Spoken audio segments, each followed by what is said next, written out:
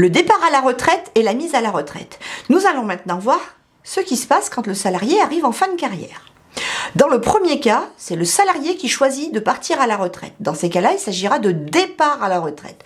Pour ce faire, le salarié doit avoir acquis suffisamment de droits pour lui permettre de partir à la retraite, même si ce n'est pas à taux plein. Il devra respecter un préavis au moins égal au préavis de licenciement. Alors généralement, 1 mois pour ouvrier employé, 2 mois agent de maîtrise technicien, 3 mois cadre VRP et ingénieur.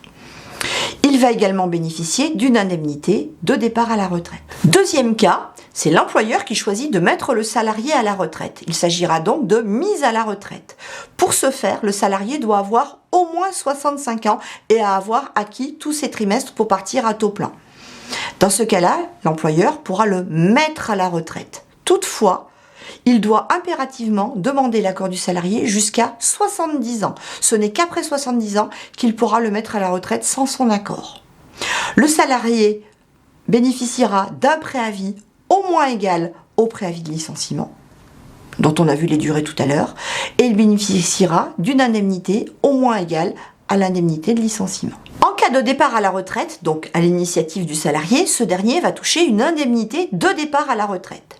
Celle-ci va être d'un demi-mois de salaire s'il a entre 10 et 15 ans d'ancienneté, d'un mois de salaire s'il a entre 15 et 20 ans d'ancienneté, d'un mois et demi de salaire s'il a entre 20 et 30 ans d'ancienneté, et de 2 mois de salaire s'il a plus de 30 ans d'ancienneté. Par mois de salaire, on entend le 12e des salaires des 12 derniers mois ou le tiers des salaires des 3 derniers mois, primo prorata temporis. Si l'employeur choisit de mettre le salarié à la retraite, il va lui verser une indemnité de mise à la retraite. Celle-ci va être équivalente à l'indemnité légale ou conventionnelle de licenciement. Premier calcul, donc indemnité légale de licenciement, le salarié percevra 1/4 de mois de salaire par année d'ancienneté jusqu'à 10 ans, puis 1/3 de mois de salaire par année d'ancienneté au-delà de 10 ans. Comme pour l'indemnité précédente, par mois de salaire, on entend 1/12e des 12 mois précédents ou 1/3 des 3 mois précédents, les primes à périodicité différentes étant effectivement calculées au prorata temporis.